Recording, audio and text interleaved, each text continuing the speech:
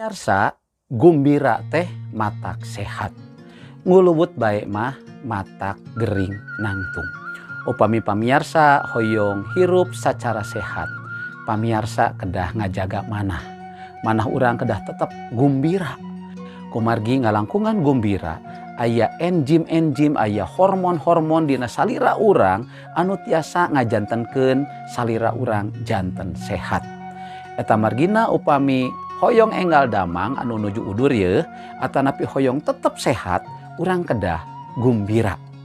Kumargi upami urang teu gumbira contona wae urang ambek-ambekan seueur urat-urat dina salira urang anu pegat kumargi masalah ambek.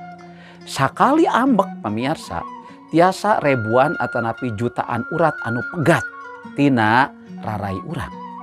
Kumargi kitu Raja Salomo nyanggemkeun gumbira teh matak sehat, ngulubut bae mah matak gering nangtung. Hayu tidangat ayeuna urang tetep ngajaga manah urang supados urang tiasa gumbira. Naon bae kaayaan pamiarsa, urang kedah tetep gumbira. Nalika urang nuju senang, nalika urang nuju sesah, tetep urang kedah gumbira. Ti mana kagumbiraan eta sumpingna? Sumpingna dipaparinkeun ku kawasa Gusti Yesus Kristus. Saha-saha anu gaduh Gusti Yesus tangtos hirupna bakal gumbira.